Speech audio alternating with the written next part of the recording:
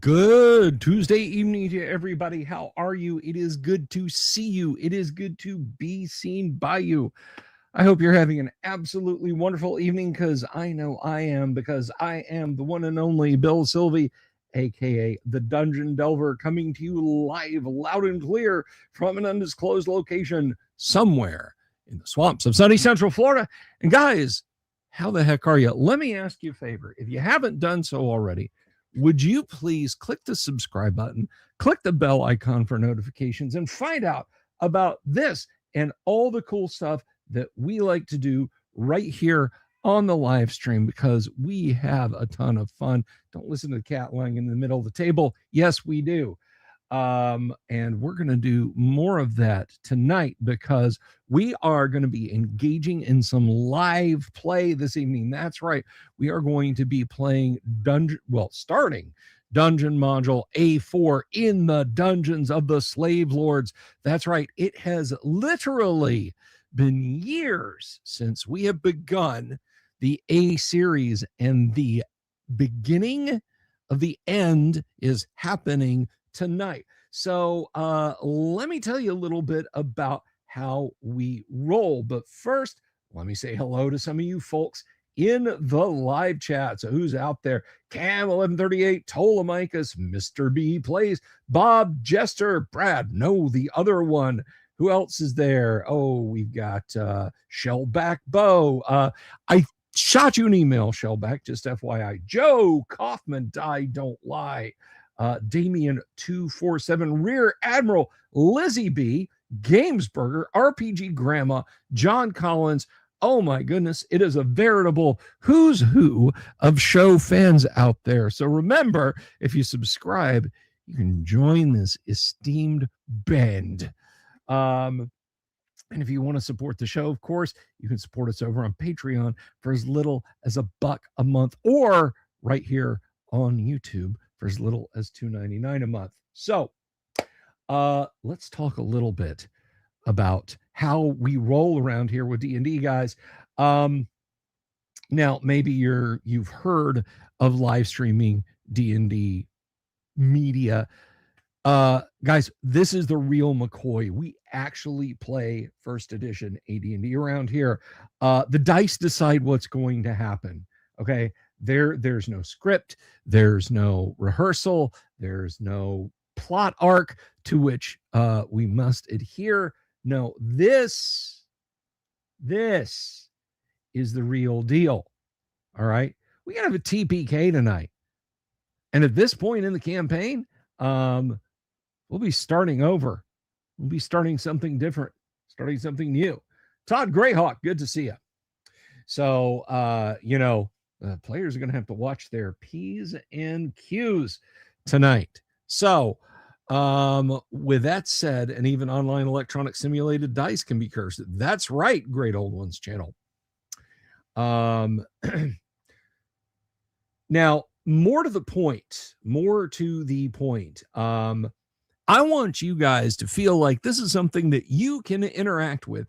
So if you've got any questions about what we do, about how we do it, a question about rules, a question about the scenario that won't give too much away to the players, then you're going to play Boot Hill then. If you've got any questions at all, I want you to feel free to ask them in the live chat. Just fire off that question, and I will do my level best to answer your question. If I don't, one of the players might, and if they don't, somebody in the audience might pick up your question, because people, I have not just the best looking, but the smartest audience of any 5-night-a-week classic TTRPG live streaming show on YouTube. That's right, I sure do. Guys, tonight's show is brought to you by me, the Dungeon Delver. Check out our merch links below in the description. Beautiful artwork on beautiful items, done by none other than Tracy Lesh himself. So check that out. And of course, the the letter C, for Crom, the character record organization manager, the last word in first edition AD&D character creation, curation, level them up, drain levels, age them, change their stats, change their alignment, use any of the 4 methods to generate your characters as outlined in the Dungeon Master's Guide, or just input the numbers yourself if you want to use that. Totally legit. I absolutely rolled all these 18s at home, Mr. Dungeon Master character. It supports that too. Available for Windows 8, 8.1, 10, and 11, 32 or 64-bit. It runs on Linux or Mac OS through Wine. Is Crom available on iPad? I don't know if iOS does Wine, so I cannot say if it do or do not. So Todd, I will have to let you know. But anyway, that's what we've got going on, and I'm not going to waste you folks' time any further. I am going to put on the headphones, and we are going to bring in our group of players. Now, for those of you who've been following along these many weeks, I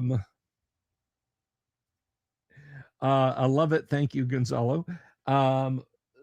These many weeks, we have a player, Dave. Dave could not make it tonight, but we are going to soldier on with the 5 folks who could. So let me put on my headphones. And let's go ahead and bring these folks in, for they are awesome. First up, we have a guy here. I have a lot of YouTubers, so just get ready for that. We have a guy joining us here. Look, if you need a YouTube channel, and you do, by the way, where you get deep dives, not just on D&D, but on slightly more esoteric TTRPGs like, I don't know, Rollmaster. Is that your jam? Arms Law, Claws Law, Spells Law, hilarious and deadly crit charts. This is the channel you need to check out. You can find him at Great Old Ones channel, which is convenient because here we have Great Old Ones. Good evening, sir. Good evening, Mr. Dungeon Delver, sir. How are you doing this evening? I am doing absolutely fine. I'm doing absolutely fine. Well, we'll see how the dice treat me tonight. Yeah. Exactly. Those virtual dice just absolutely love you. So I'll get over it. You are Falderenth, the half-elf ranger. And next up, we have, speaking of folks on YouTube here, we have a cat who has arguably one of the most eclectic channels ever. This must drive the YouTube algorithm up the wall, because if you want to talk about TTRPGs, history, science, literature, Nobel Prizes in physics, this is the channel you ought to visit. You can find him at Timothy M. Holt. And here is Timothy M. Holt playing Berkowitz the Fighter. Tim. Not just Berkowitz the Fighter. I'm Berkowitz the We're Not Leaving Anything Alive Today. Tim is on a mission. All right. Good to see you, my friend. How are you? Excellent. And to be fair, I have talked about chemistry Nobel Prizes as well, but they're kind of the junior varsity version. Oh, okay. Well, there we are. There we are. See, that's just how much ground that Tim can cover on his channel, and it is absolutely worth your time to check out. Thank you, as always, for being here. The next guy up has no YouTube channel. He needs no YouTube channel, but he is here for the vibe because he's absolutely a cool guy, and we always appreciate seeing him around. Everybody, please welcome Gonzalo Lira's bar tab as Paul the Fighter. Gonzalo. Hey, thanks, Bill. You know what? I am a cool guy. I appreciate that. Absolutely, man. Absolutely. How are you, my friend? I'm doing well. I apparently looks like there's naked people in this, or I'm not sure what's going on with the cover there. Well, there's a certain aesthetic to old school, so loincloths. I mean, there's loincloths. Loin. I just love that. I cannot hear the word loin without hearing it said by Jerry Lewis. Loin or moist. Yeah, those will do. I think there's some wishful thinking going on there. Loin, yeah, lady sure. with a loin. What's not to like? Paul's in good shape. Let's see what the wizards look like without their shirt off. Without their shirt. Let's screen put it back on and throw money at them to put it back on. Right on. Okay, and so we're back to the YouTube famous around here. For our next player is an OG, if not the OG of the what began ages ago on, I think, like midday Tuesdays. You can find him here on YouTube at D&D Disability, because you can get all kinds of cool stuff over there. He's holding down the medieval history. He's talking TTRPGs, and he is talking playing TTRPGs as someone with a disability and how you cope with that. So you should absolutely check out his channel, D&D Disability, here on YouTube. Everybody welcome Thane Kyle as Holder the Cleric. TK, how are you, my friend? Hello, sir. And to anybody that does follow my channel, I will start producing videos again eventually. I've had one hell of a time medically for the past year. So it's been fun. Well, hey man, bring it when you can. I just hope you're doing okay right now. Thanks.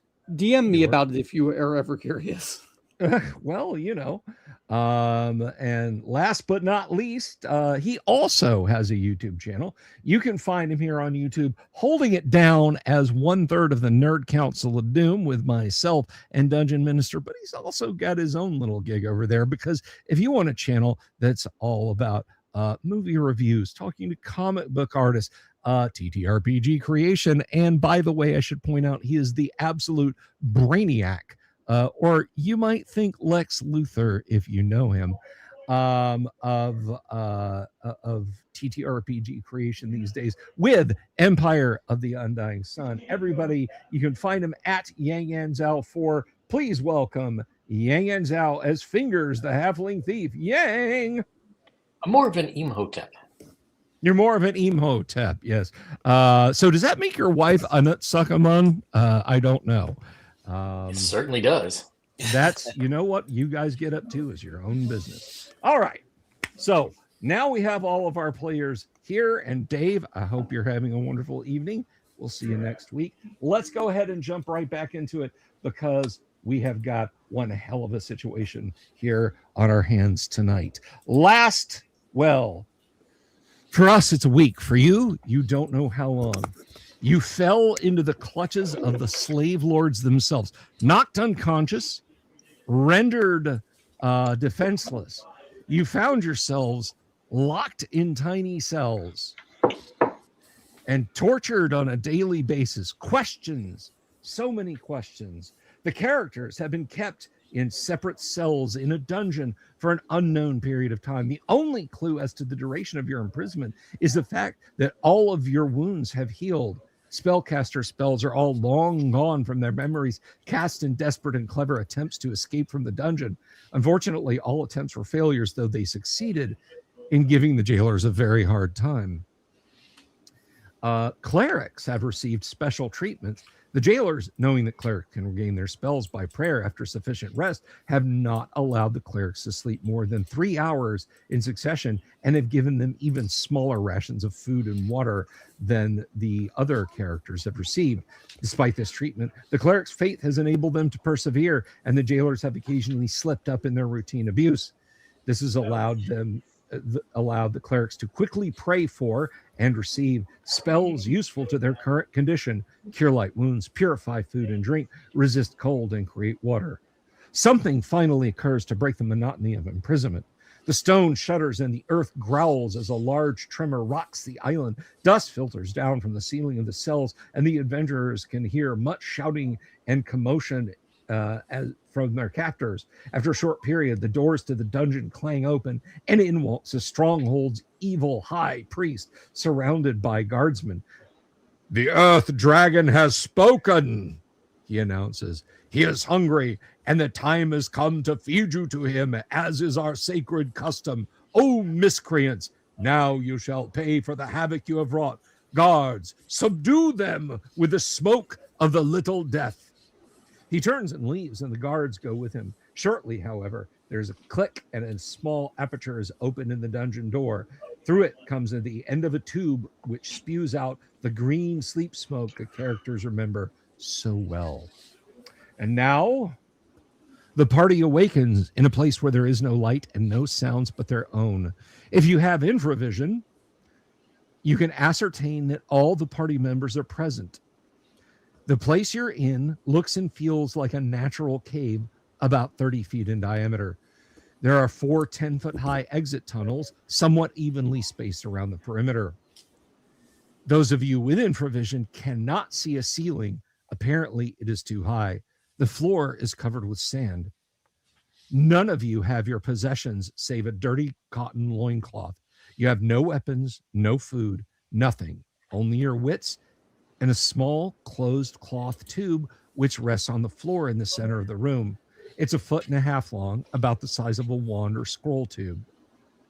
If you look up and down, or if you look down the exit tunnels, you see nothing down 3 of them, but a dim, distant light down the 4th tunnel. This light occasionally flickers and moves slightly. Those of you who have spell casting ability, other than the 1st level spells for the clerics, you are bereft.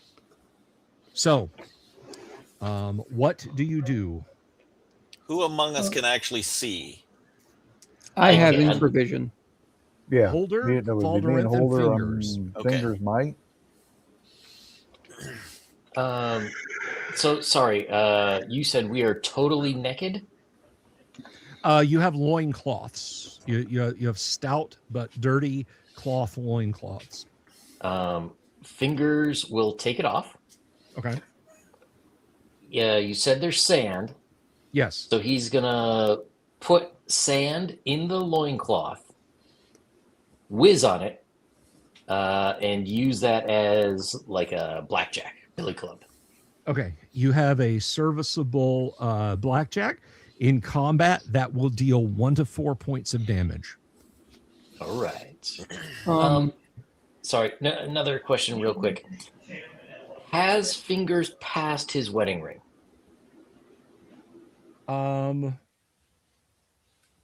Yes, you have. That was a time ago, and the slop bucket was removed from your cell with it. But he would have checked. I tell you what, roll percentile dice for. I'll roll percentile dice for you. I know you're having technical issues tonight. You were about to ask something, DK.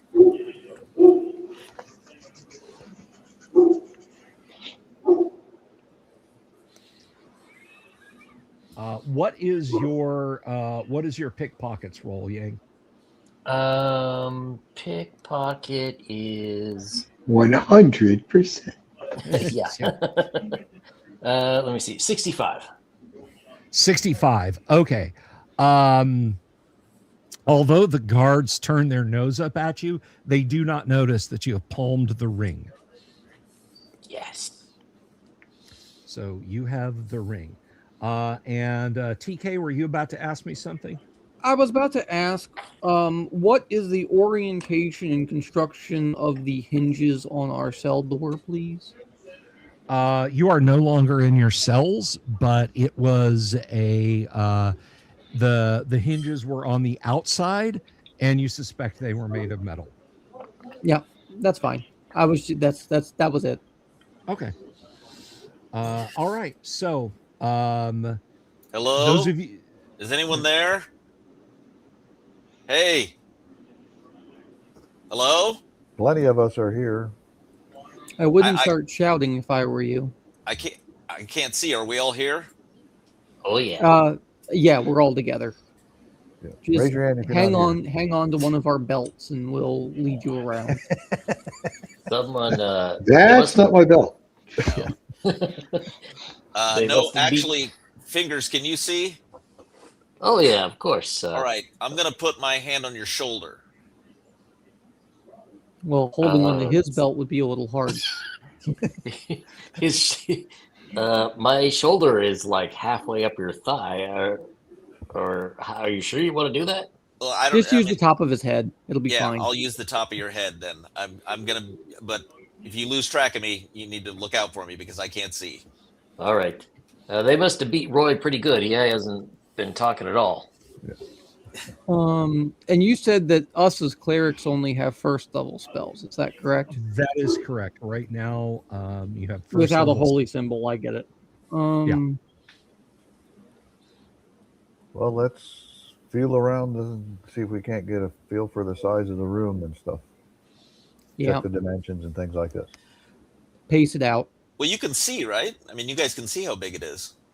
Sort of. Infravision doesn't reveal things to you that are all the same temperature. Yeah. Okay. Yeah, like it's like a night vision scope if you've ever looked through one of those, right? Gotcha. And Well, more like a thermal imaging camera. yeah, that's fair. Yeah. Ultravision would be like a night vision scope. But yeah. Yes. All So right, we can so see temperatures and temperatures, so we know each other, but that's about it for the room. Hold The on. room would mostly be the same temperature. Yeah. Well, we can see the heat that we cast, though, so that's nice. Before we go walking all over, everybody who can see claim responsibility for someone who can't. Yes, that's why. Who's with the coward? You're gonna have to be way more specific. That would be me. Okay. Dave, well, I'm sorry, Roy says, well, there's currently nobody with me right now. Cool. And Roy can't see, right? Roy cannot see. Yeah, I'll take Roy and the cleric then. I'll take. Okay, both of so them. Roy and Alder Wig are with you. Faldrin can take Credit, and I'll stick with Fingers. Okay, and Tim, how about Berkowitz? I'll follow somebody, whoever can see who's close. Either me, Holder, or Fingers. I I'll got follow- two people. I'll go with- You probably shouldn't double up to more than two. I'll go with you. Sure, Wayne. All right. Okay. So the room is roughly 30 feet in diameter, with the openings they're evenly spaced around the room.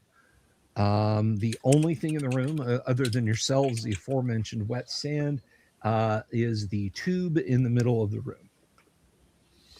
While we're listening, what does it sound like? Like an echo coming off the ceiling or something like that? Or does it seem like a wide open room, like possibly an arena? It does not seem like an arena.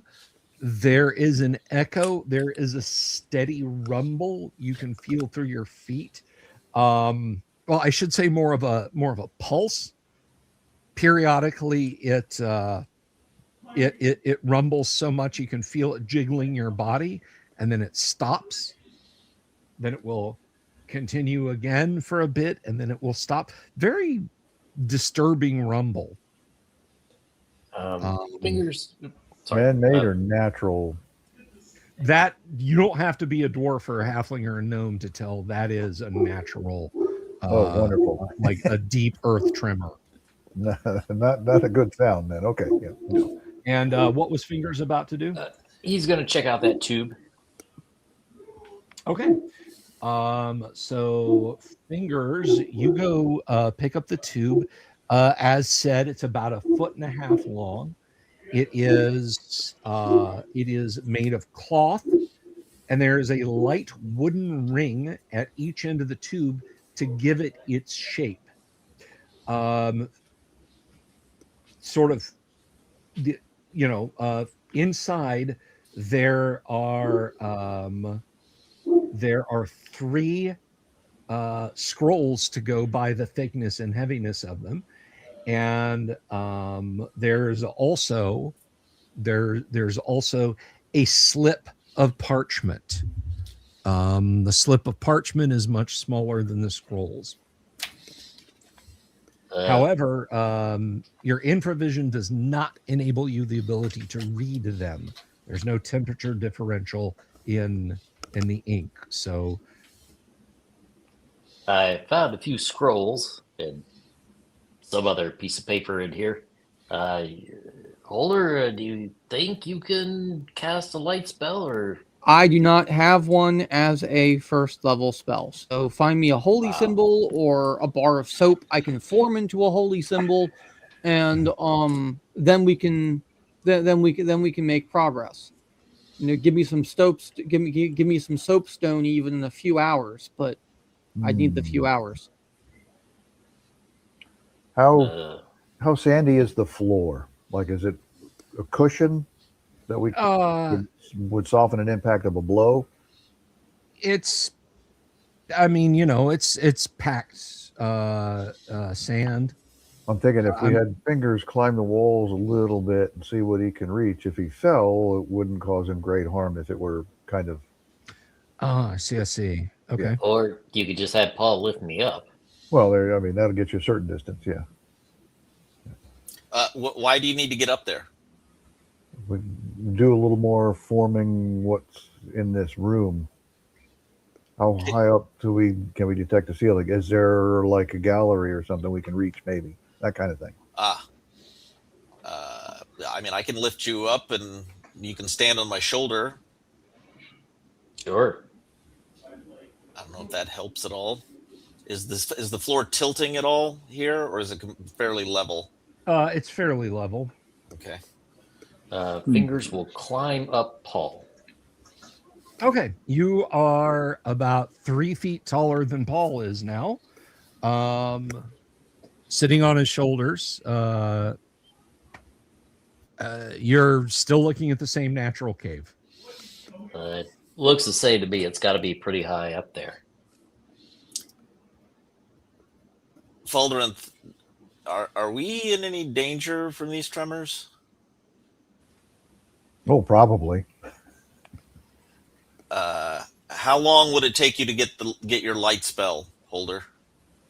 It's not a matter of resting, I don't think, right, DM? It's a matter of no holy symbol. So in that sense, if you can give me a piece of wood and a couple hours, I can take care of it. Can we draw your holy symbol in the sand? That's not gonna work, I don't think. No, it has to be something he can hold in his hand. Do flash gang signs that look like holy symbols? Yeah. No. Are there any rocks here? No, actually, the floor is. Let's see. Floor is lava. No. Actually, I actually, if you search carefully, you can find 12 small sling-sized stones. I mean, like a little bit bigger diameter than a marble. Maybe you'd be better off using your loincloth as a sling than as a club. Yeah, you might be right. I mean, it's big enough for a great club with my loincloth, but a sling will do. So he'll take those 12 stones and empty out the sand. Okay. Paul will take his loincloth off and he'll put the stones in there because that's a lot to carry. I mean, you don't have anywhere to put them, right? So can I carry them in my loincloth and just dole them out to him? Yeah, absolutely. Okay, I will do that. Remember, I still can't see. It's good because you can't see Fingers grimacing at the thought of his weapons being stored in your loincloth. Well, I mean, you just peed on your own loincloth. So what happens? Yeah, but that's in my these key. Flavors.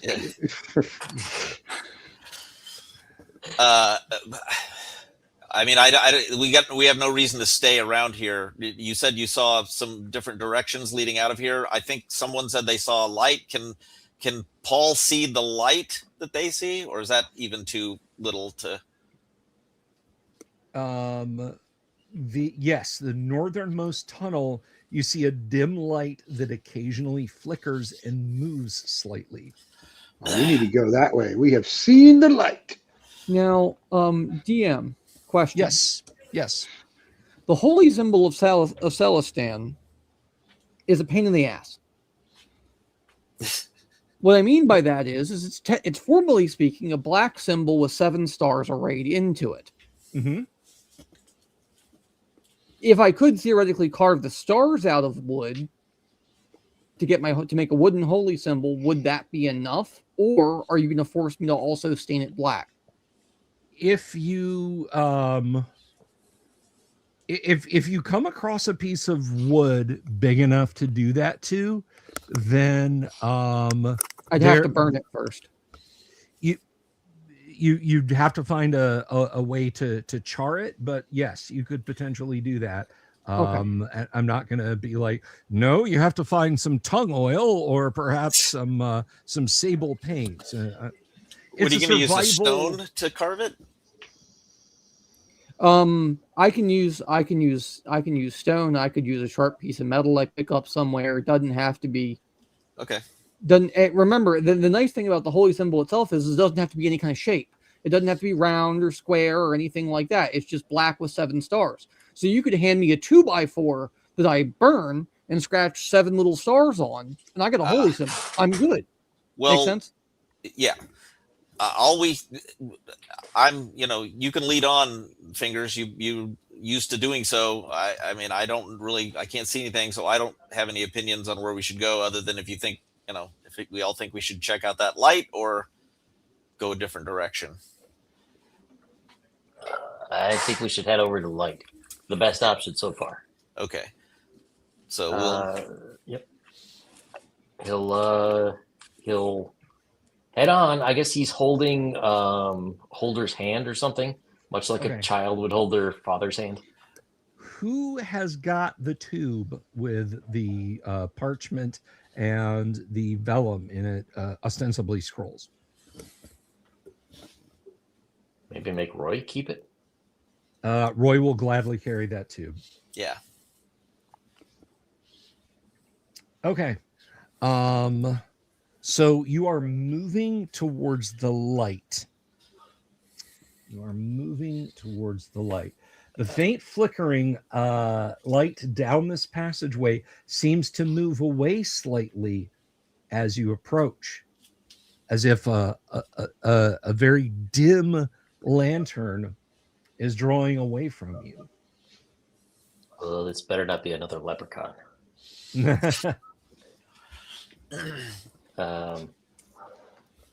So I guess looking for traps or feeling around for traps, whatever he's got to do. Okay. But moving forward. Oh, and he did put his ring back on. Now that we're not in danger. Okay. And what ring was that you took with you, by the way? It was a ring of protection +1, but if for the needs of the story, it doesn't quite work right, we can say it doesn't work until he's cleaned it off or something. No, a ring of protection +1 is actually just fine. And as far as traps go, you do not find any. And by the way, if this is kind of your first time catching one of our live streams, the blank dice that you keep seeing popping up on the screen, that is on purpose. I can see the roll, the players can't on certain things like that. So you go up a distance, and with the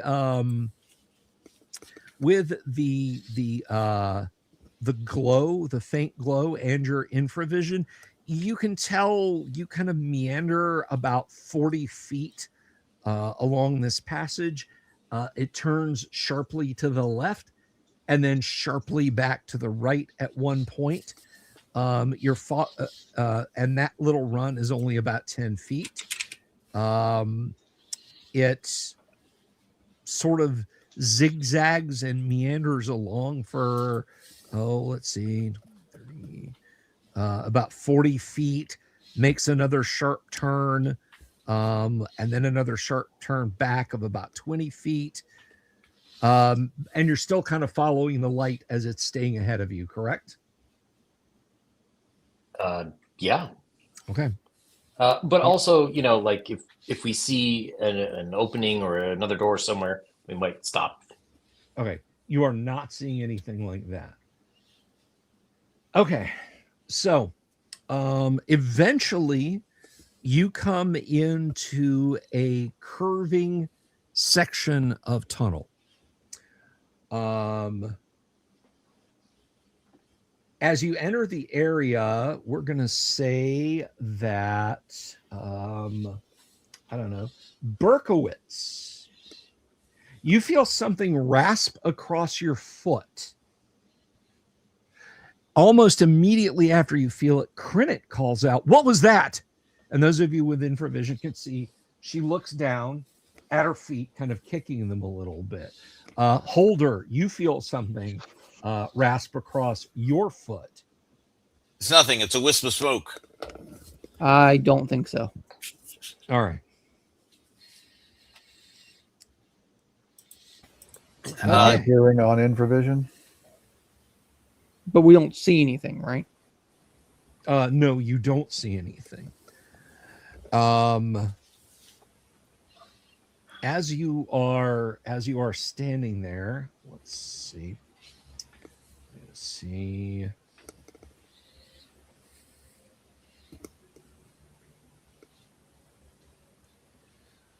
Okay. An amorphous, sliding, moving mass of sand rises up almost like a snake. Quicksand. And you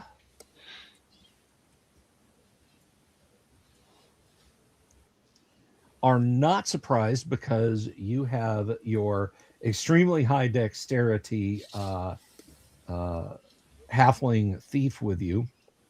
Well, that and the ranger too. Yeah. And the ranger, of course.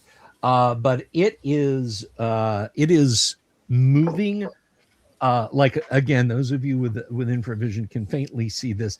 The light is dim, so you can't quite make it, but it looks like it's about to strike like a snake. Let's go ahead and get party declarations. We will start. And by the way, for those of you that wish to fight with your bare hands, you certainly may, but we are going to be using these simplified combat rules of roll to hit and do 1 to 3 points of damage plus any necessary strength bonuses. That's just, we're not doing pummeling and grappling and so on and etc. tonight. Just not. All right. So let's get some declarations. What is Faldorinth going to do? I'm gonna clobber it. Yeah. Okay. You see Crinit calls out, "What is it? Where is it?" And Tim, how about Berkowitz? Punch it in the face. All right. Hopefully you will punch it in your face. How about Paul Gonzalo? Wait, can Burke see it? Burke can't see it. Those of you I who may can't- end up punching you and somebody else in the face. I don't know. It's a victimless crime, like getting punched in the dark. Paul isn't doing anything. He can't. If he doesn't have a target, he's not gonna. I mean, he's gonna try to see it or sense it, if Okay. he can. So I don't know what else to do because I can't see it. Okay. Understood. Fingers will shout out to Paul where it is. Yeah. So with fingers direction, you can fight it at Okay. -4, but you can fight I'll it. try. All I'll try right, to punch it. I will. Go ahead. I'll give directions to the same effect. I can't cast Bless. I don't have any holy water. Okay. Balling up his fists, Alderweg kind of tries to position himself not directly in front of you, but near enough to you, and says, "I will defend you, brother." And Dave is, or Roy rather, is just trying to stay behind you and Alderweg right now. Let's go ahead and roll initiative, and we'll start at the top of the order, and that would be you, great old ones, please. All right. Here we go with a crappy roll. No. A 6, all right. Off to a good start. And it got a 2. Okay. All right, let's start with Faldorinth. You are not fighting at -4. You may swing on it, please.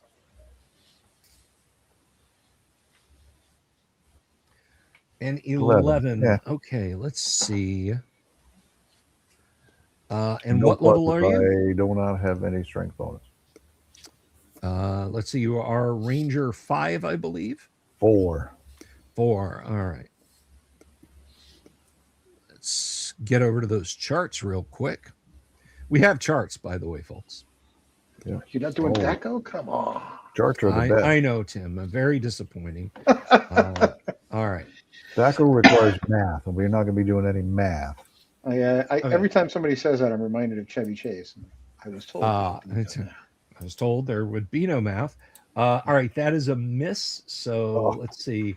Tim Berkowitz can swing on it. Roll, please. Fighter 6 with what's my strength again? 15. Okay.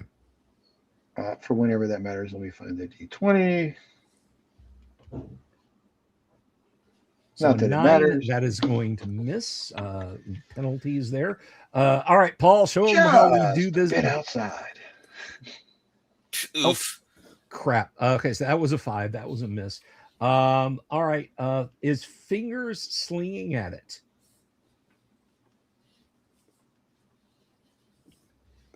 Yang. Sorry. Yes, he is. All right. So go ahead and or I will roll D20. He is proficient in the sling. Okay, so 9, and you are thief 6, I believe. Yeah. Yes. All right. So thief 6. A 9 will miss. Your stone clatters somewhere off in the back. All right, and it is going to. Oh wait, Crinit. Crinit is kicking at it. Oh, 18. Let's see. With her strength bonus becomes 19. She's fighting in the dark. She is. So it'll be 15. So be 15. She connects with it. Her fist pounds. Designed I'm sure it is. But we're playing Dungeons and Dragons. All right, so she bashes it. Sand goes scattering. You can hear it. And the wave of sand turns its attention to her. And she says, "Whoa!" and rolls out of the way as the sandy pseudopod slams into the into the ground. So end of the round. Oh wait, Alderweg. Alderweg is also, I should make his roll. 17, that becomes a 13. He has no special strength bonus. That is almost certainly not going to hit. Came closer than I thought, but it is still a miss. This thing is sliding around. It's making sort of raspy noises. Lowe asks, how many times have I run the A series? I've started it a few times. I will tell you directly, this is the furthest I've ever got running it. So, all right. You guys can see the light from further down the tunnel that is further ahead of you is getting a little bit brighter again. It's getting a little bit brighter again. So, I'm guessing same from everybody. Is anyone doing anything different? Yes. Yeah. I'll join in the attacking if need be. Okay. Because this is sand. It's not a person. Just letting you know. Yeah, correct. It hasn't. There's been no cry of like, hey, stop that, whatever, that kind of thing. So. Not in my face. Not in my face. Nothing like that. I'm waiting Let's for go somebody ahead. to say, hit the beach. Yeah. Yeah. Tim, why don't you go ahead and roll initiative, please? Do I have to? I got a 6. Nice. The only reason I didn't attack last round is I thought that giving directions would have been my action. Okay. All right. So it will strike first, and it is once again lunging at Crinit. For those of you tuning in for the first time, Crinit is an NPC who just took 10 points of damage. Oof! She's knocked back by the sandy pseudopod right onto her butt. And as that happens, there is now that same diffuse yellow glow as though a lamp has been brought into the room and is hovering up near the ceiling, and you're not sure. But when Crinit is badly injured, because all of you can see now by that light, her skin is torn. She strikes her head a bit against the rock wall. That glowing light above you kind of chuckles. You think you hear a faint, sinister laughter from it. Ha, ha, ha. Oh, wonderful. All right. She's done for. Run. But you are now, those of you in melee with it or missile fire, whatever, are not at -4 fighting it because it is bright enough to see in this chamber. So let's go ahead and start with Faldarinth. Roy, what the hell is that thing? All righty. I got an idea what it is. Let me roll. Let me worry about the sand creature first. Can we call these sand people? Would that be appropriate? You can. You absolutely can.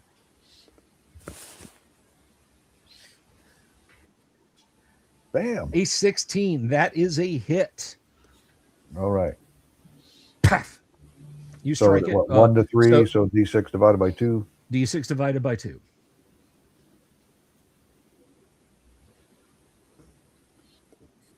Oh. So that is going to be a point of damage. Let's move on to Berkowitz. They're fighting a sand monster, Kabuki. That it will be a miss from Berkowitz. And let's see, next in the rotation is going to be Paul. Oof. That is You a curse miss. these yellow dice, from Burke. Paul. You curse them. All right, Holder, please.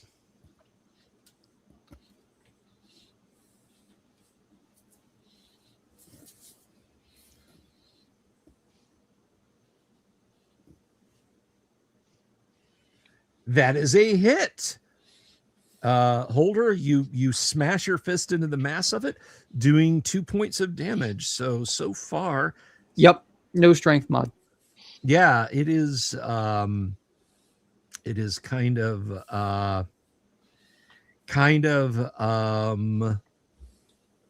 dissolute looking, but it's still it's still holding together pretty well. And Fingers, go ahead and take your shot with the sling. Okay. I can't roll. Oh, right. Sorry. Let's see if the black die avails you better. 13. Let's click over to the Dungeon Master's Guide and Druids, Monks, Thieves, and Assassins. Here we go. 13. Unfortunately, that is going to miss Crinit. Wow. Black is Crinit, and purple is going to be Alderweg. Alderweg actually connects. Crinit does not. So No, the other way around. You said black was okay. So Oof. Crinit inflicts a point of damage on it. All right. So although wait, Crinit gets +1 damage for her strength, so she inflicts 2 points of damage on it. It absolutely didn't like that. Let's see. You know what? Roy rushes over and he says, "I'm not giving up without a fight." 15. Let's see. User. Oh, he just misses it. It jerks back just a little bit as he like double fist does the Captain Kirk overhanded bash, but he overextends a little bit and tumbles into the sand. Fight us, you dirt monster coward. Okay, new round. I'm guessing everybody is going to keep that up. Yes? Sure. Yeah. Alrighty. Let's go to Gonzalo. Roll initiative, please. 2. A 4. All right. Crinit is trying to scramble out of the way. and it misses her. Poof, as it well, wait, I said it misses her. I do need to double check that because it is 4 and 11. Unfortunately, being unarmored, it does not miss her. Yeah, she's my hireling, and I'm concerned for her safety. What has she got on right now? She has a loincloth just as you do, and she takes another 10 points of damage as she is slammed once again, knocking the air out of her lungs. Gentlemen, let's start with Falderith. Do something about it. Well, let's see what I can do here. Oh, 11. That'll miss.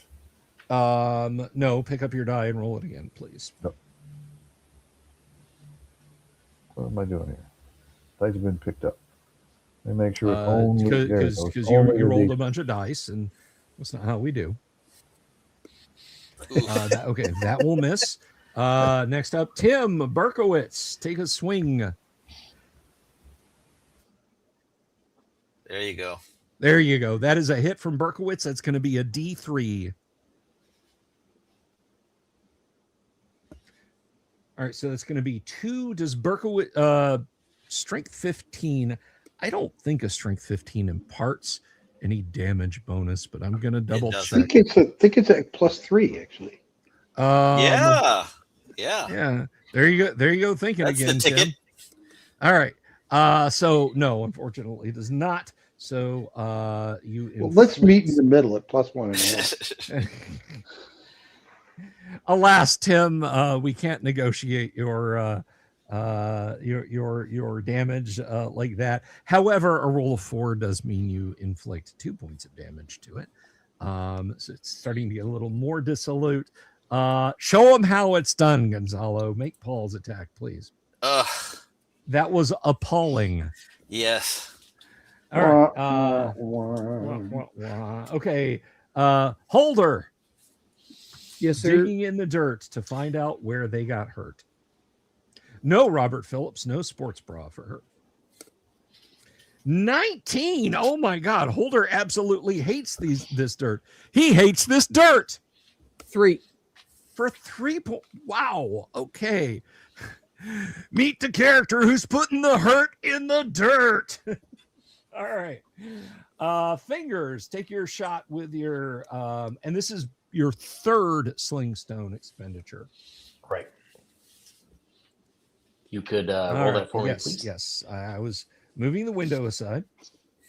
There you go. A 16. That is a hit. And yes, that is going to be a D4. Yes. And 4 points of damage. This thing is looking loose. It's looking dissolute. Crinit is going to be purple this time, and Alderweg is going to be black. Alderweg hits. Crinit is still in a lot of pain. So Alderweg does a point of damage. And lastly, Roy. I think that's what he rolled before and just missed. Yeah. So Roy's trying, but this thing He's doing better than Paul is. This thing is in rather poor shape. Gents, I'm guessing you guys are going to continue to pile on the dirt pile. Yes. So, we are pounding sand. Yes, we are. There you go. All right. I think we are over to TK. Roll a D6, please, for initiative.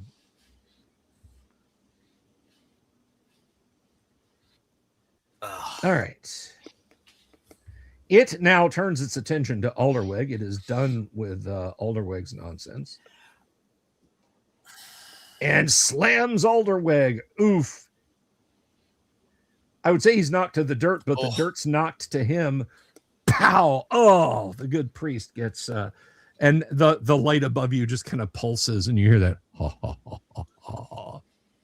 All right. Gentlemen, counterattacks. Okay. Alderinth. There you go. That is a hit. Roll your damage, sir. Boom. Nice. 3 points of damage. You pound your fist through its center mass, and it just kind of rears up. The whole column of sand shudders and then crumples to the floor, unmoving. Is that light still there? Yes, that light is still there, and it seems to tremble in impotent rage. Fingers will try to launch a sling at it. Okay, go ahead and roll to hit, please. This Gonna will need be you to your help me out there. damn it. This will be your 5th sling stone. 4. 4th sling stone. Pew. Okay.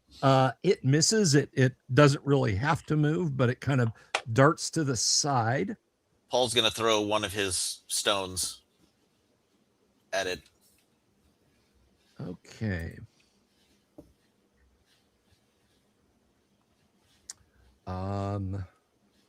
So you're just throwing a sling stone at it. Yeah. Go ahead and roll to hit. Oof. That will miss, and it begins to move slowly down the hall. You can see the light retreating away from you, not down the hall, down the tunnel. Can Crinit move? Is everybody okay? Is Alderwig okay? Yeah, Alderweg is okay. Well, I mean, they're in pain. They've been bashed around a good bit. But yes, you can all move. Let's follow this light. We can see while it's here. All right, so you begin to follow this thing, and it occurs to you, this might be like, you're starting to suspect this is a will-o'-the-wisp. Oh, So- I figured as much. Yeah. All right.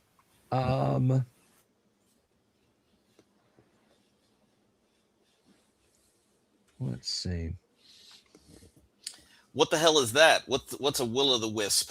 Will-o'-the-wisp is an evil spiritual entity that glows like a lantern or a torch. Its typical method of killing is to appear like a lantern or a torch and lead someone into a labyrinth where they starve, or become ensnared in a trap and can't escape, Okay. or into a bog or a quicksand or something like that, where they die, and it then consumes their life energy as they perish. Okay, so Paul, when you said we begin to suspect, does that include Paul or? Yes, all of Okay, you. You're okay. high enough level characters that you've heard Then of I this thing. wouldn't have said let's All right. follow this thing. Well, I'll stop if we've started. I'll say never mind. I think this thing's going to lead us to our death. What do you think, Fingers? Fingers is checking for traps. all right. So, Fingers, as you check for traps, you do not find any. However, your hand strikes a few objects in the sand. Ooh. Are they sparkly? Well, I don't know about sparkly. One of them, a little bit of it gleams dully. Fingers, your fingers wrap around the hilt of a rusty dagger. Oh yeah. Hey guys, look what I found. Which one of you fighters wants a dagger? Well, I'll take one. Yeah, he can have it. Can we even see anymore? Is it gone now, or? It is gone now, but Fingers, of course, infravision. Yeah. Also, there is a skull. It is missing the lower jaw, but there is a skull lying there in the sand. Pick it up. Poor Yorick. Question, DM. Yes. Can I take what's left of the soot, the effectively carbon, really, scratch out the back of that skull and just smudge out the back of that skull and put my stars on the back of that? Well, I mean, it's up to the thief to give you the skull, but yes, you could Oh, certainly he can do see. that. No, I'm just saying Oh, yeah. the thief has a skull. So Gotcha. Yeah. you know. No, I'm just asking, My is it possible? precious. Would my character know? Like, would that work? I mean, you absolutely think you can try it for your best for your best chance. Okay. Fingers, buddy. Uh-huh. Now, Yeah. Yeah. if I can borrow that for like 10 minutes, just 10 minutes, I can cast one spell and you can have it back. Uh, And I then mean- everybody will be able to see, you included. all right. Well, I mean, you could just keep it. I wasn't really planning on doing Okay. anything with a half a skull. Let's hope not. All right. Let's see. TK, give me a D10 roll if you would, please. Sure. Is that a good or D10. bad? That is good. You get the stars evenly spaced. You find some of the sand is a bit darker than the others, so you're able to rub it into the bone of the skull itself to darken it up. You have a serviceable holy symbol now. Does that mean I can now cast my third, fourth level spells, etc.? You currently you currently have first level spells only memorized. Okay. But, Now, friends, if we can rest for 6 hours, I can get us a permanent light source. I mean, it's a lot of shaking. Do we really want to rest for 6 hours right here? I don't think so. I but- will repeat that the irregular rumblings in the ground would preclude the kind of rest you need to be able to rest and regain spells at the moment. However, I will deem that your last bit of rest you got before they threw in here, you were able to get some of your first level spells memorized, not knowing what they were going to do with you day to day. And your first level spells do at the very least include the first level spells I have prepared are 3 Cure Light, 1 Command, and 1 Bless. Okay. You do have some wounded friends here. Yeah. Crinit has taken 21 magic, points of damage. Water, and purify. I'm fine though. Don't worry about me. Yeah, but yet you've taken 20 what out of how much?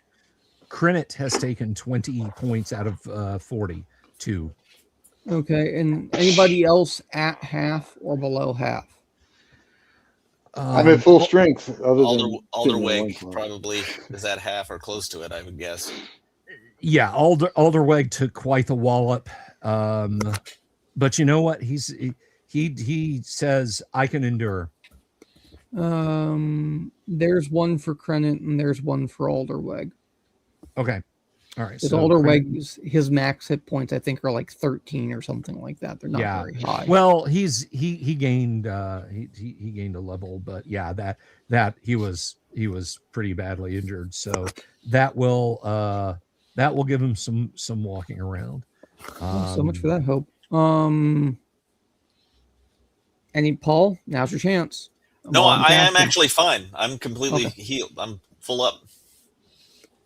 Well, I'm going to. Well, we can't see. I say, is there anything? Can we check real quick the wider area around here to see if there's any other weapons? Like, I'll get down and do you mind checking fingers? You feel around and you find 3 of the 5 stones that you expended. The others are either broken into smaller pieces or completely lost, and you'll never find them. Okay. So we used 5, and we find 3, so we've got Correct. 10. Correct. 10 stones. Okay. All right. Well, should we head back the other way? The only reason we came this way is because we saw that light. We think that that's probably what we saw. We don't want to keep these things tend to try to draw you into dangerous areas to feed off your energy. So maybe this is the wrong way. Well, that is possibly true. However, there might be more gear from adventurers that it's gotten before. Yeah, that's true. All of our gear is probably stuffed in the locker somewhere near where the prisons were. If I there's don't know. side rooms. Yeah, I think it's been divided up between between people. We had some good stuff. Yeah, that's some pretty good stuff. Well, I don't mean all of our gear, but I mean like the stuff that they hadn't picked through yet. Yeah. Well, we're not there. I kind of side with Fingers. My only concern is this thing going to be able to throw, if there are more dangerous creatures in here before we find more weapons, that this thing, did it control that? Was that an illusion? Do we know? No, that was just apparently some creature whose body was sand. I mean, you know, you've fought water weirds before. You've fought creatures of shadow, creatures of air. So Okay. this might have just been some weak form of an earth elemental. Well, We if don't this know. thing was still here, then did we find the weapons after this thing, or was it pretty much the same area? This is the same area. Okay, This well is around the same- then I don't think there's going to be weapons further in. If this thing's still here, then I don't think anybody made it past this. Well, we can look ahead a little bit further and withdraw if we think it's getting a little too rough. Works for me. Okay. If everybody wants to do that, that's fine. I want to go the other way. That's my opinion. But if you guys want to check this out a little further, we can certainly do that. All right. Crinit says, well, perhaps this is just where it led things to their death, if whatever that elemental danger was, and it actually has a lair with treasure beyond. Sure, it's possible. I mean, she says, I can't believe that a rusted dagger and a skull would be all the treasure that one of those creatures would have. Yep, that's true. Well, I noticed secret or concealed doors, but I'm not good with stonework. And I presume if there were any, the DM would have noticed. Or DM Yes. probably would have rolled for it. So.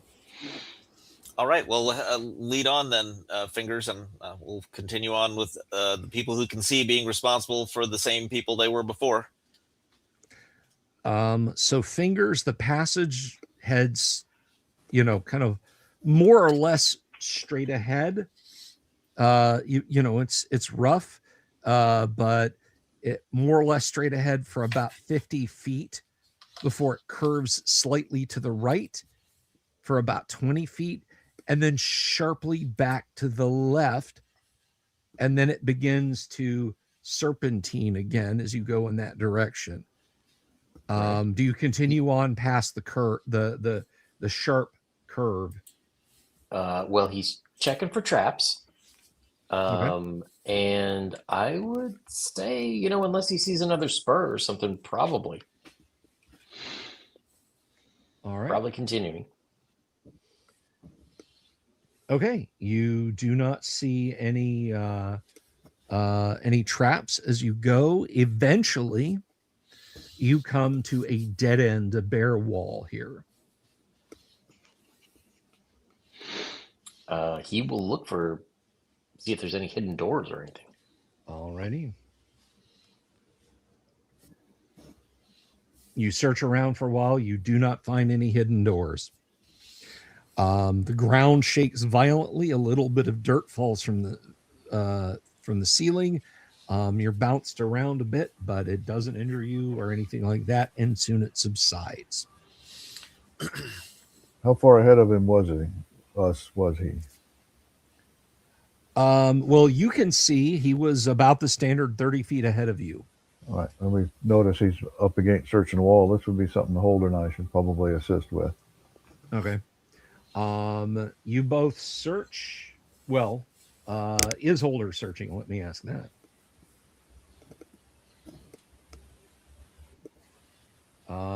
You both search, and neither of you find any secret doors at the end of that passage. Okay. Worth a shot. All right. Well, this looks like a bust. No, a bust has got like the shape of like a person or something. This is just a Careful. blank wall. All right. Is this some kind of bust? Yes, ma'am. It's spectacular. Bordering on amazing.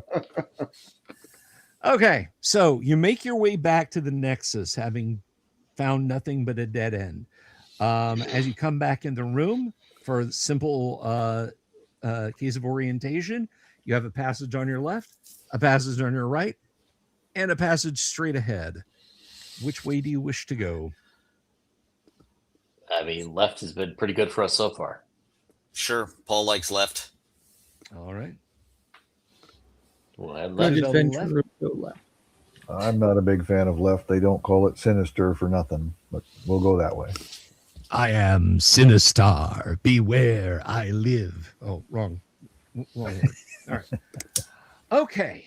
As you move along to the left, passage goes about 30 feet, twists to the right, goes about 30 feet, twists back to the left, goes 20 feet, twists back to the right, goes 10 feet, twists back to the left, goes about 10 feet, then twists sharper back to the left, and runs about 60 feet before turning much more sharply back to the left again.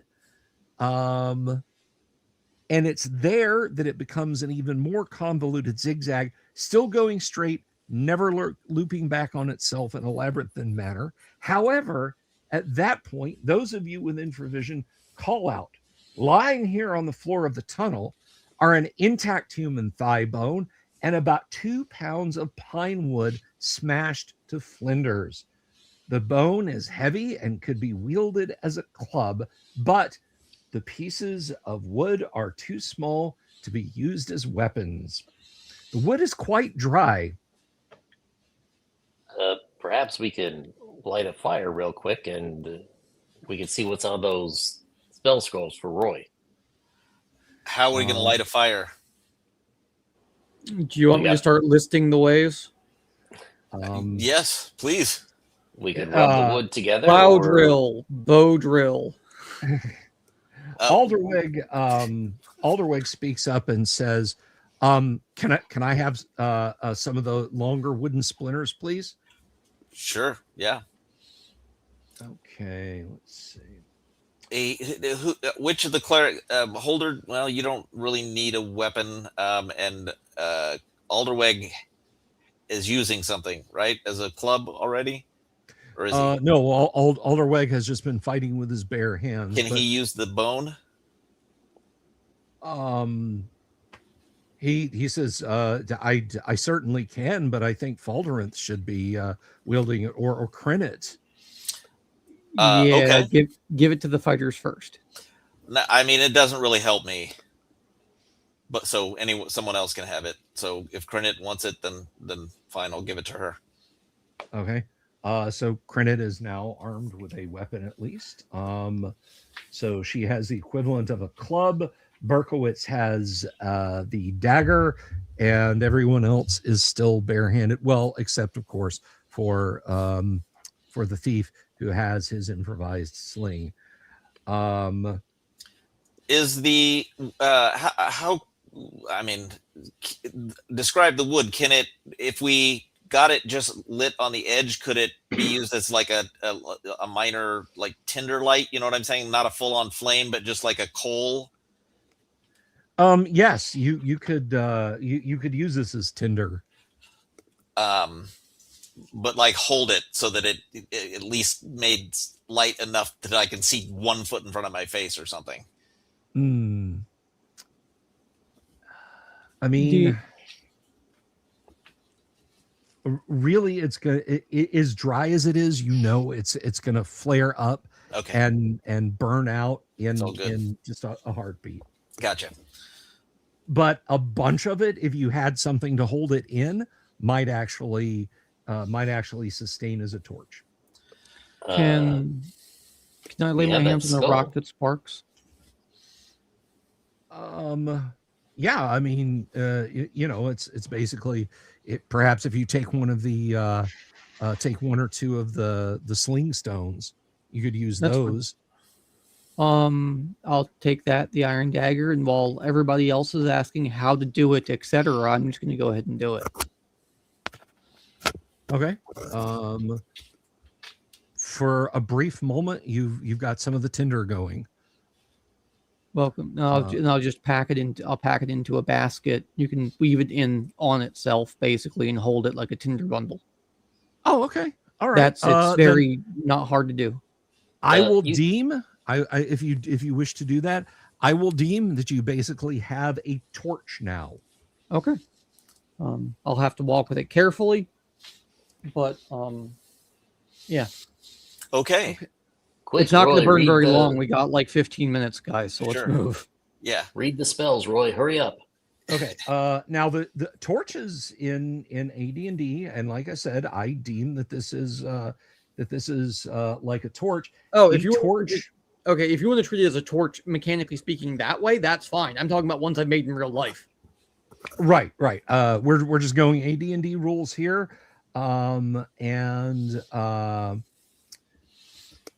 in fact, you know that like if you pack this stuff in the skull, that's basically how you could go with that if you wanted. Nice. You got an upside down skull torch. Yeah. Kinky. Kicking rad. All right. So you now have an hour's worth of light, and Roy takes the scroll takes the scroll tube and begins to examine it. Unfortunately, it's explosive runes. No, I'm just kidding. Okay. So one of the scrolls he examines and deems is illusionist spells. He says, maybe we could sell this someday, but right now it doesn't avail us. However, another scroll is magic user spells. It is Spider Climb, Feign Death, and Dig. Nice. And the second spell is also magic user spells.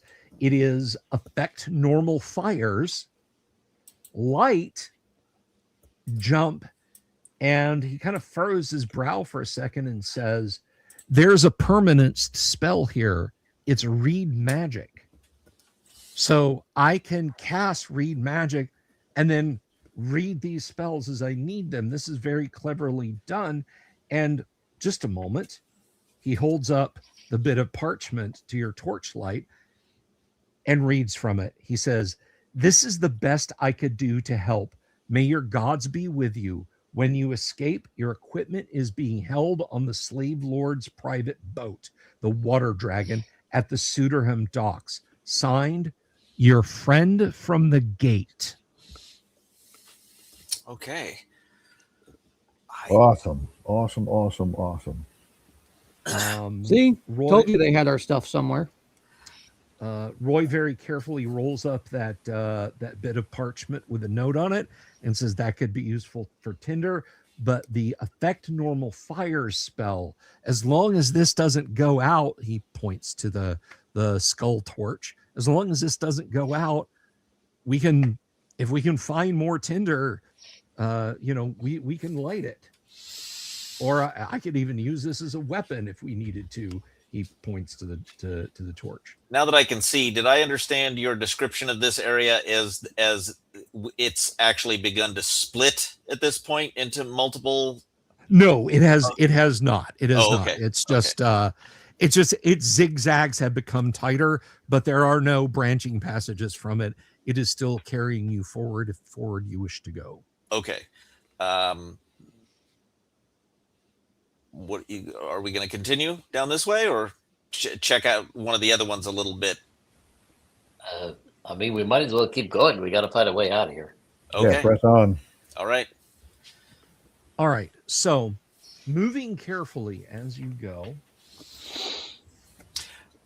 We have an hour with this torch, you said? Yes. I would say we need to start hurrying, not Okay. not being cautious. I don't know. Fingers, what do you think? Yeah. I'll lead the way. All right. I'll lead the way. And by the way, Skull Torch Club absolutely sounds like a Chicago industrial scene club from like the late 80s to the mid 90s. Come to Bedrock. I saw My Life with a Thrill Kill cult perform at Skull Torch Club in Racine. All right. So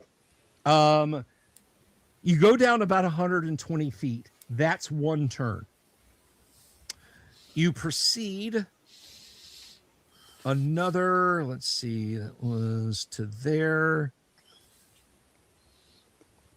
You come to an intersection. Finally, there is a passage to your left. It's a standard narrow passage, tunnel like you've been on of natural stone. That took a second turn, but it also continues on ahead of you. Do you wish to keep going straight, or do you wish to turn to your left and go in that direction? I mean, left, since we have no method of mapping, we should try to stick to the left-hand wall. That will allow us to eventually hit most things, unless we absolutely hit a spot where we think we need to turn back. Okay. 1, 2, 3, 4. Fingers is gonna take one of the sling stones and start like scratching the walls. Okay. All right. You proceed another 120 feet. There's your third turn of torch. You go about another 60 feet and you come to another intersection, a passage going to the left and a passage to the right. So you've had your light going for about 3.5 turns. You guys still liking this way? Well, might as well keep going left. All right. Left it is. All right. You come to, you go down about 60 feet. That's the rest of that turn. Let's see. That's the fourth turn. And at this point, let's see. Roy is examining one of the scrolls, and I am going to take a look at the magic user spell light, because he's thinking, hey, might need this soonish if we're not going to find someplace. Yeah, ironically, like I can't use bless. I do have command though, so at least there's that. All right, so magic user light.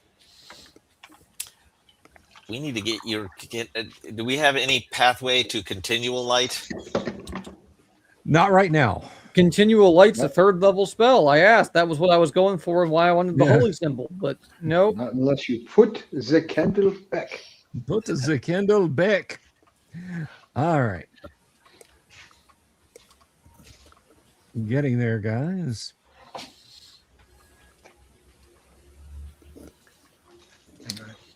Nobody was picking up what I was laying down on the industrial scene there, Bill. I'm not going to say that band's name, but okay. Revco, right? All right.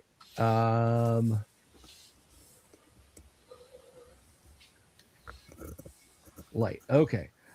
Duration is, oh wow, okay. So yeah, Roy has that scroll out and he's like, when that starts to gutter, I am going to cast the light spell right back on the skull. Perfect. All right. So let's see. That's one turn. 2 turns. And you come to that.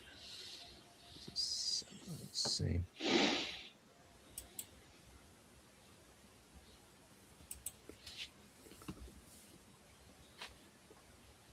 Okay. At this point in the tunnel, there is a small pool of tar or pitch off to one side. This black gooey substance, you all know, will burn if ignited, and Burn yeah, it! we could. I mean, we could use that.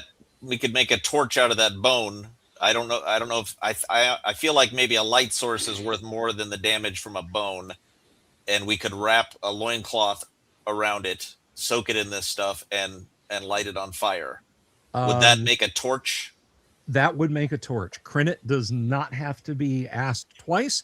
She removes her loincloth, wraps it around the end of the bone, and dips it in the pitch, and holds it to the embers left in the skull.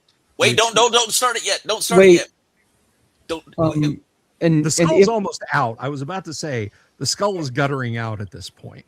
No, Okay. I understand. Oh, I see what you're saying. Yeah, because we don't have more stuff. Okay, yeah, go ahead. Sorry. yeah, if I may, keep that going for a minute, and I will turn the skull into an oil lamp if at all possible. Okay, you're gonna scoop the pitch up in it. I would- Sure. Yeah, I would like, because that way we have the torch now, but when that torch goes out, we then have an oil lamp. Okay. All right. And to be fair, just because it's on fire doesn't mean you can't use it as a weapon. Right. very true. Very true. Well, The yeah, whole if I have to throw a flaming skull at somebody, I will. But like, Yeah. I'm And I mean, how metal is that, right? You know, I'm pretty proud of this. The only person who's mentioning her state of dress is a female in the chat. It wasn't one of us. Well, And- yeah, actually, Fingers is avoiding looking at her while there's Yeah. light. Paul is not. my half elf yes. is gay. I'm staring at Paul. Well, I'm we all telling know Paul how, Newman the same thing I'm telling you. It ain't gonna happen. we all remember how Roy reacted back in the in the Sign of the Rose. So yes, he too is averting his gaze. But that's, you know, she is mission oriented. All right, so you have the torch. You can scoop it out. There is more pitch here than you can get out. You know, human skull, the inside is about the size of my hands. This is easily a couple of gallons of pitch in this hole. So Yeah, the question is, do we have? Is it like more than one torch worth of stuff, or just like a torch worth of stuff in the skull at a time? in the skull, I would treat it probably. I mean, it doesn't have the glass panes of a lamp, so I would treat it maybe as a lamp, but that illuminates as a torch. Would the eye holes function as like bullseye lamps? No. You have bones there. That is not how a skull is shaped. No. So Fingers will say, "Hey, Roy, if you want to carry those scrolls, we could maybe store extra pitch in your cloth sack thing there." That's actually a capital idea. He carefully sets the scrolls aside, as you guys have light now, and first to seal it, he lays the cloth tube. He slips the wooden rings off, puts those around the scrolls to keep them all organized. He lays it flat on the puddle of pitch, flips it over, does it again, and then rolls it in the sand to basically make a layer, and then proceeds to help get some pitch on it. Nice. I have one quick thing to say about the dagger, Burke. And I'm saying this just tactically. Maybe we should think about giving it to Fingers, and you and I just using our fists, because Fingers can backstab with it, and we can't. It doesn't really add much for us, but potentially Fingers could do a lot of damage with that dagger. In the hands of a thief. Right. I mean, it's yours, of course, but I'm just suggesting the idea. And you're muted if you're speaking, Tim. He's muted if he's not. Sorry, I was talking to teenagers. Okay. They're my teenagers, just so everybody's aware of that, and nobody sends like police to my front door. No, I'm following along, holding my dagger, ready to stab something. Okay, but the question was, do you want to give the dagger to Fingers, who can backstab with it, and you and the Sure. other fighters go with fists? Sure. Okay. Just don't backstab me, otherwise I'll right. punch you in the face. All right. So,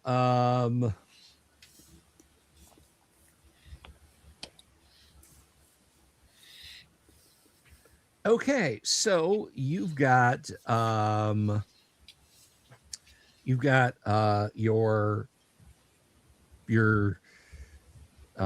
Fingers. You have the dagger now, and the sling, of course. You guys have ample light sources if you need them, and Roy is now trying to clean his hands with sand now that he's gotten pitch all over them. But you guys have gotten about half the pitch out of that spot, bundled up in the cloth, and you've also got the skull is full, and you've got the torch lit. So are you going to continue to move along this path past the pitch? We're following the left-hand side, so I mean, Okay. we're not going to walk through the pitch, obviously, if it's on the left. But yeah, following the left. All right. So let's see. All right. As you go south, about a turn passes, and you come to a hairpin turn in the hall that turns sharply to the left, then back sharply to the right. The left-hand run is about 30 feet, and then it is also 30 feet back in the other direction. And then you turn south. And that whole affair there took you a second turn. So there's 4 turns left on the torch. But as you come to it, as you near a large open cave, there's a bitter smell which becomes much stronger as you approach. You hear a scuttling and clicking noise, and as you round the final bend, your progress is blocked by a chasm 20 feet across and of greater depth than vision can determine. Beyond the chasm, the corridor widens into an oval cul-de-sac, the walls of which are pierced by 17 one-foot wide opens. Giant ants are moving all about on the other side of the chasm, on the floors, the walls, and even the ceiling, darting in and out of the holes. They're carrying food, larvae, or other nondescript organic material. At any given time, there are at least a dozen giant ants in view, all occupied with their own business. They pay you no attention. 2 worker ants are working industrially at the wall on the lower right-hand side of the cul-de-sac, apparently carving a new tunnel. One holds a sharp stone in its mouth, and the other is using what looks like an iron spike. The walls on either side of this chasm are of slick, porous rock. A continuous film of water runs down their surfaces, feeding a slimy algae which lives on the rock. There is a slim bridge across the center of the chasm of astounding construction.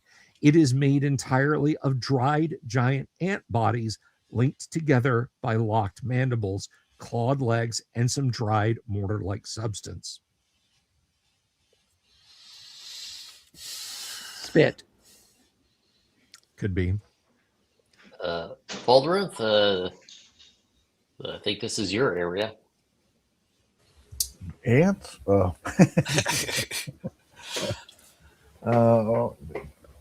Ants will eat humanoids, let me just say. Well, there's moisture over there. It looks like we can see this, whatever that slime is over there. There's moisture there. That may mean that it's near this water, and we know that we're looking for a boat, right? Right. I So don't know that there would be a boat out here. No. Not here, Fingers, you know better than that. but this may lead us out to the lake or something. We Yeah. could go fishing. I mean, it's wet in this direction is all I'm saying. You know, it Um, might be water leaking in from or getting in from a water source. Moist is very moist. Yeah. DM, are these ants large enough to be mountable?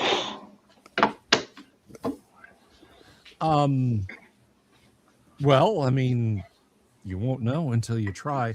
But a giant ant is about 2 feet long. You as a halfling, you're about 3.5, 3 3/4 feet tall. Okay. Yeah. It would be Yeah. about like a grown-up trying to sit on a Great Dane. Technically, yes, but in practicality, no. Well, let's one of us cross over the bridge and see if it draws any of the ants' attention. Does If this? they still don't care about us, then we can probably proceed. Well, it's made out of these things' bodies, and they're not that big. And you said it was fairly narrow. Like, how narrow is it?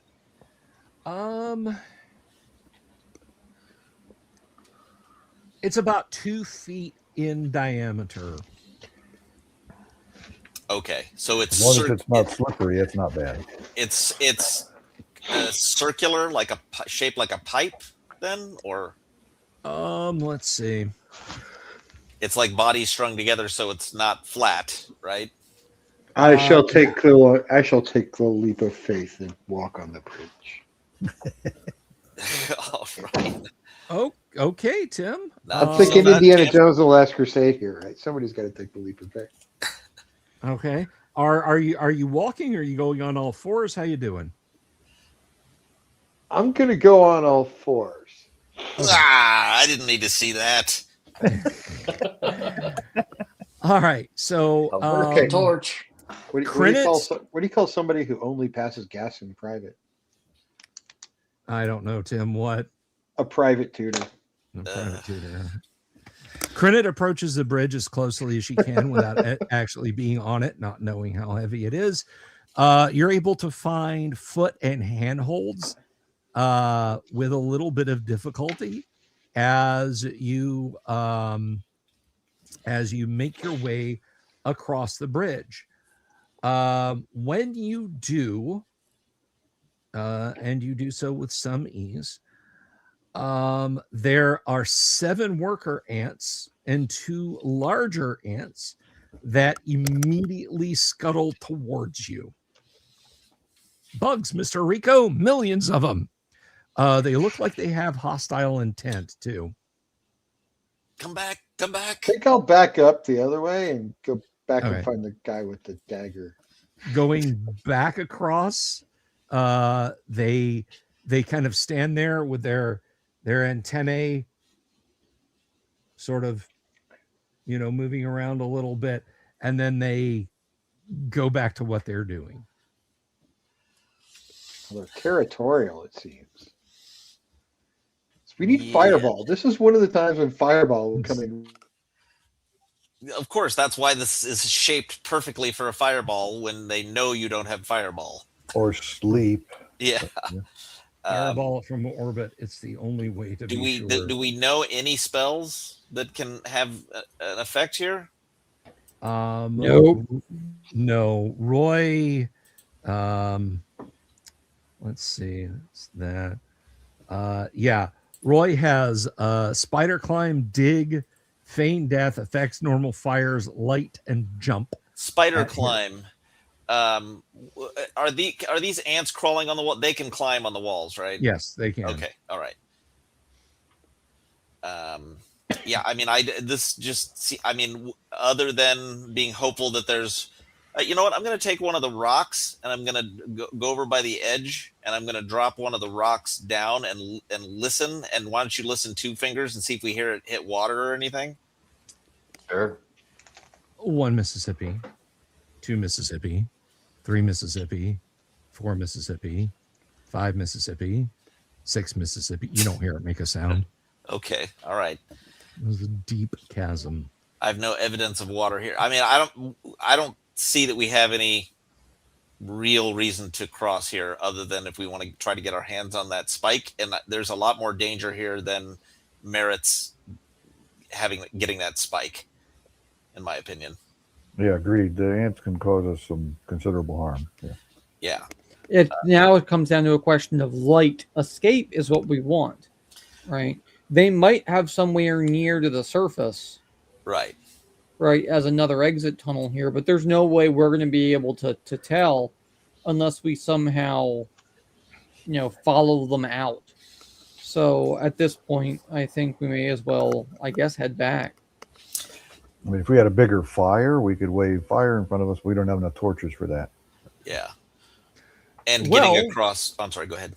Roy speaks up and says, "There is an effect to normal fires spell. Let's see. Take the regular torch fire and make it bigger and scarier and more imposing." So let's see. With it, he can cause small fires from as small as a torch or lantern to as large as a normal bonfire of 3 feet diameter, to reduce in size and light to become match light, or to increase in light so as to become as bright as a light spell. So it's not like it creates a fireball out of it or anything. In fact, the heat output is not increased any at all. So it is strictly a utility spell, not an offense spell, unless your opponent is strictly harmed by bright light, unfortunately. I don't think we should be getting into fights in tight corners where we're going across bridges like this right now. If we have to come back here, we will. But I'd say let's move on and try to make haste. We came out to this this bridge, and there were no other turns or anything away from this. So if we start heading back, following the left hand side, we're now following. That's excellent artwork for Solomon King. So we'd be essentially what was on the right hand side before is now on the left hand side, and we'll just follow that left hand side.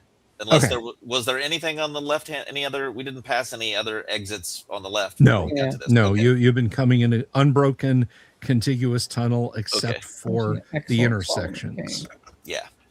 All right. So we'll head back with the other side on our left then, and just follow the left. Okay.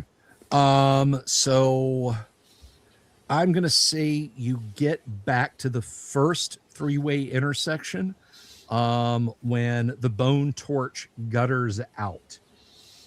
So now it has basically reverted to club.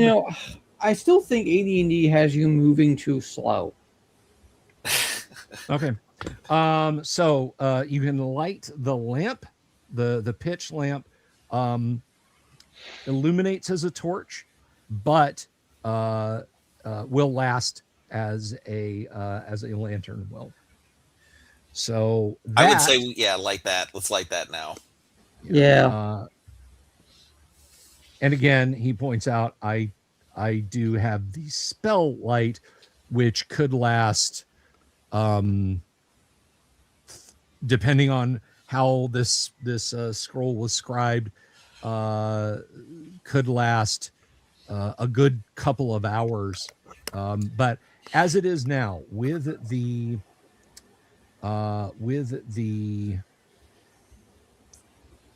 lamp that illuminates as a torch, so that will last for 24 turns.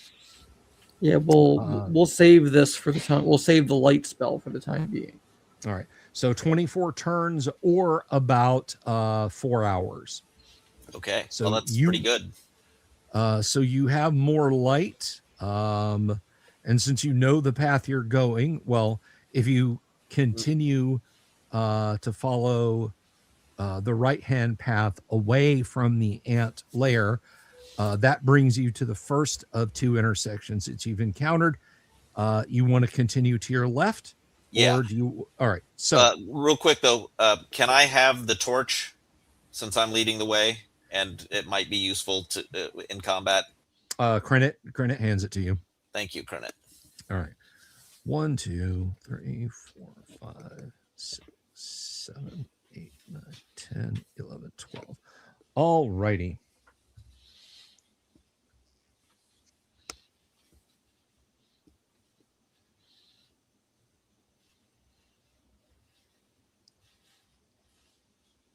All right. The tunnel must near the surface at this point, for here long taproots from plants above pierce the ceiling. 3 long hairy roots dangle from the ceiling to the floor. They look very wiry and very tough.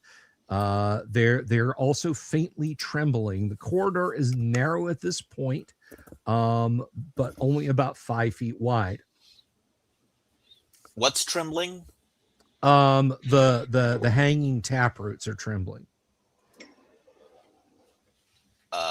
Okay. Can they be ducked under?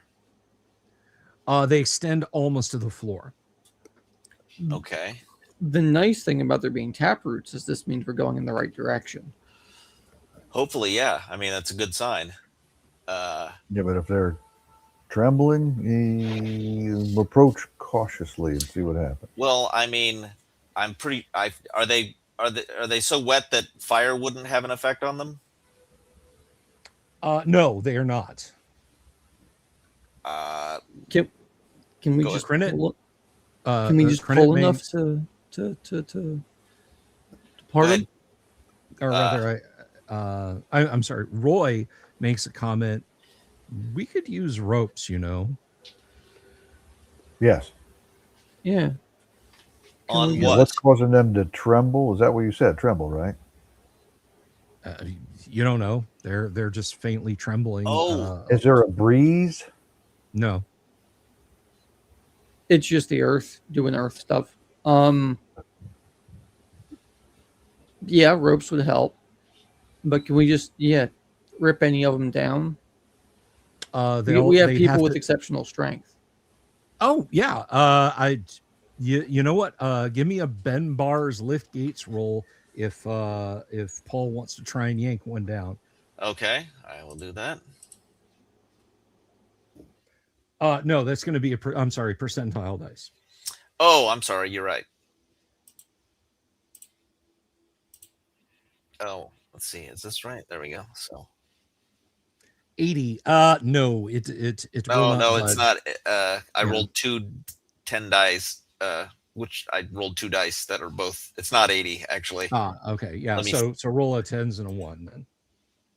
I tried and it gave me 2 10s, so I'm not sure. So I'm gonna roll 2 up, one and then the other. Okay, so the first is 10s. Yes, first is 10s. Okay, And this is 1s. all right. So 32. Now let's check your Ben Bars. I don't think your Ben Bars lift gates is in the 30s, but we'll find out. Let's see. Ben Bar's lift gates is 40%. 40%. Absolutely. You pull on this thing, you kind of work it back and forth, and you now have a 10-foot long length of flexible vine-like taproot. You have one 10-foot long length. Huh. Okay. Right. Well, and now we do it again. yeah. Use the dagger. Yeah. That's Go ahead. I was just going to say, as far as dagger goes, that is fingers. So Yep. we could get some 3-foot sections of rope from fingers. No.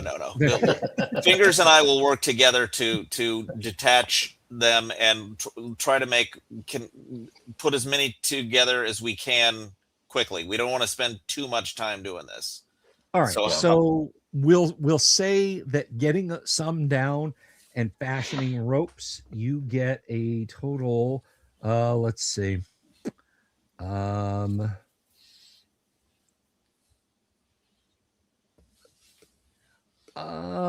I'm gonna say that in a turn, which I mean, you do have a light source, so but it is unlimited time.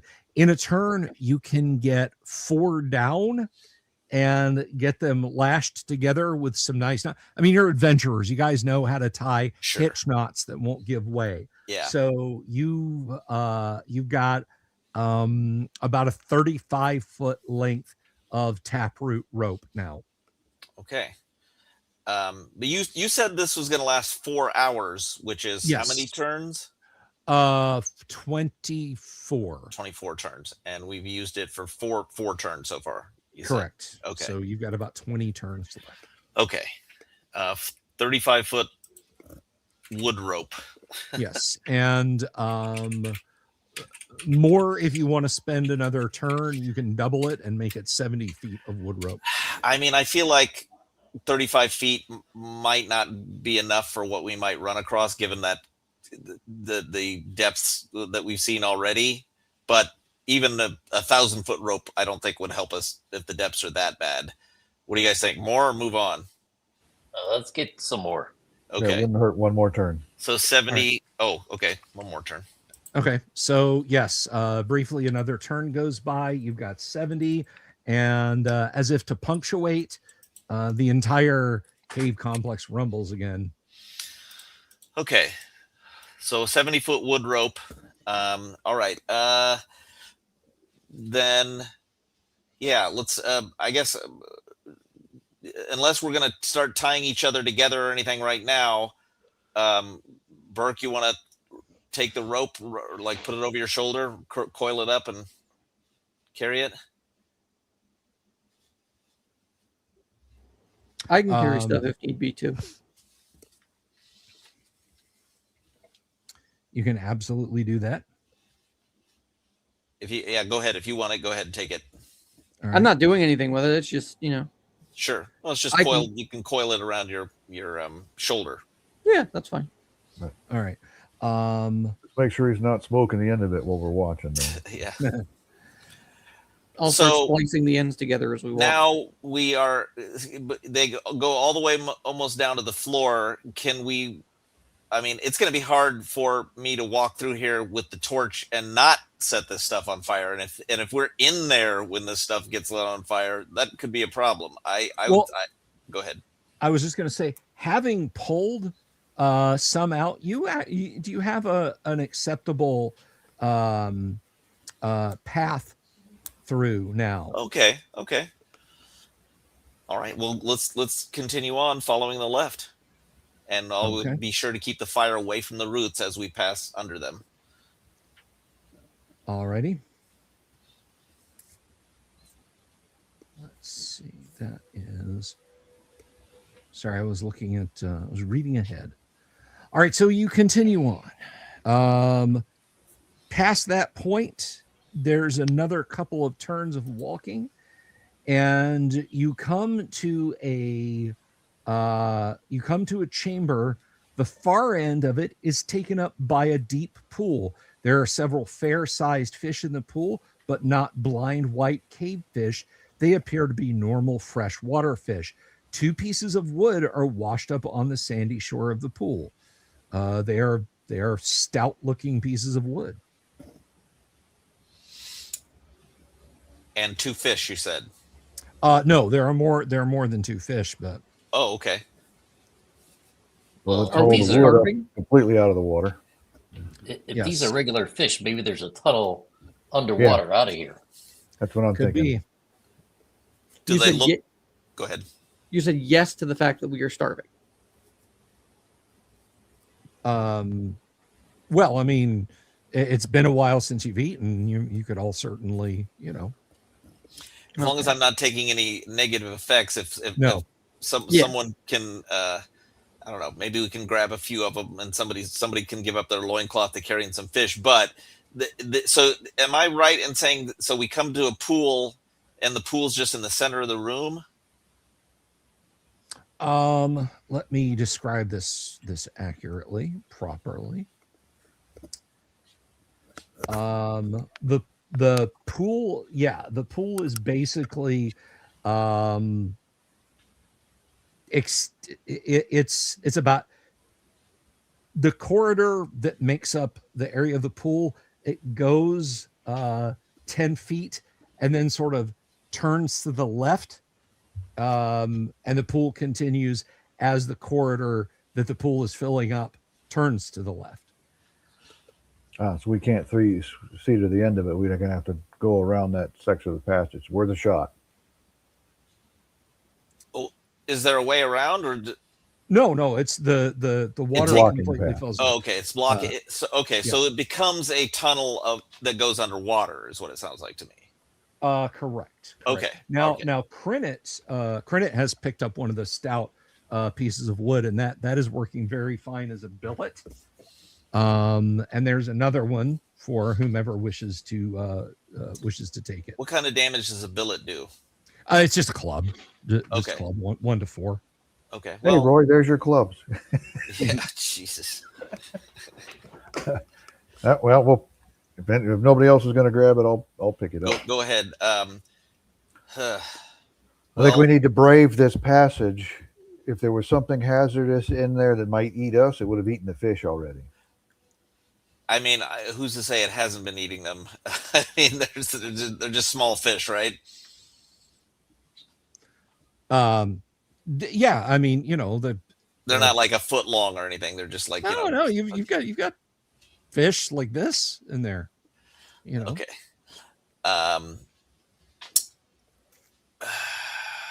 Does the passage go underwater or? Yes. Yeah. Okay. So we've got a choice here. Somebody could try it with the rope tied around them. Go to the length of the rope and see what's that far. If we reach the end of the rope, turn around and hold them back, kind of thing. But it also needs to be somebody who can see. Well, bee, holder, or fingers. Yeah, Credit comments that if we go in the water, we're going to need a light source that's not a torch, which we can get. So can you three not see? Will your vision allow you to see under the water in there? Yes. Those with infravision can see underwater. Okay. So as long as we're just testing, I mean, how long does the light spell last, Roy? Roy looks at the scroll and says, let's see, needed to cast a scroll. You'd have to be, I would say 2 hours, possibly 3. Yeah. I'd say we should save that for if we're going to all give this passage a go at one time so we can all see, not just for the first checking. If we can get away with not using it yet, we should try. There's no other exit to the tunnel, right? No, but we could go back out of here the way we came, and there's other tunnels. Yeah. If I can see underwater, if needs must, I'll swim. Okay. The halfling doesn't have infravision, does he? Yeah, yes, the halfling has. Yeah, it. he does. Oh, then why are we debating? Just send fingers. Yeah. I mean, I kind of agree. Fingers. We'll wrap the rope around you, and you swim, and then if you run into trouble, just start yanking on it, and we'll pull you back. Well, think Look of at it this way. Fingers. The last time a halfling went into the water, he found a gold ring that turned him invisible. And a sword. Well, and think of it this way: if you find a hole or something, you're most likely to fit, right? You're the smallest of us. I guess. If you can't get somewhere, like the current's too strong or something, well, that's fine. Now we know, and we can't go that way because you're the weakest, right? And so it's best you test first. Fine. Paul, I'm counting on you to haul me back. I got you, buddy. All right. Here, hold on to my loincloth for me. Thanks. Fingers. You approach the beach. The sand in front of you erupts, and there is a giant crab, just like this one, raising its claws, scuttling towards you. It's about 4 feet in diameter, 4 or 5 feet in diameter. It's got its claws raised menacingly, and it is scuttling towards you. That is where we will leave it, on a cliffhanger there, as the party faces the danger of the giant crab. And I want to say we have got 96 of you beautiful people who watched us over on X and 42 of you on YouTube tonight. Give yourselves a hand, folks. It has been an absolute gas. I want to thank all of my players. You guys have been brilliant. This is a really fun module, and I'm glad we've had a chance to get it started. And Jason Roof says, and as the smallest anything down there won't need to chew. All right. So thank you to my players very much. Help yourselves to some shrimp cocktail in the green room. But as for me, guys, I will be back tomorrow evening. We'll have a little open D&D chat. Maybe I'll do a little bit closer look at some swag we've got. We'll talk about the coming weeks ahead and so on, and have a whole lot of fun.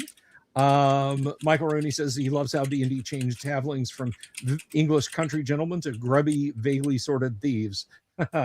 Also, I would like to thank Gonzalo Lira's bar tab for the super, and Todd Greyhawk for the super. I really, really appreciate it, guys. So thank you, everybody, for tuning in. Megan, tell them we said good night. And hey, this cave can't be all that bad, Tim, because you guys have not encountered an owl bear. Peace. Good night. Love you all. Have you seen my owl bear?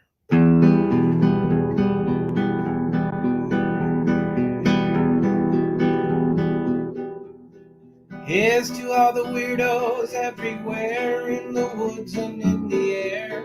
Have you seen my owl bear? Should I shave off all my hair? Bobs are all around, some live in tunnels underground. Some are fat, some are rich, some are sleeping in a ditch.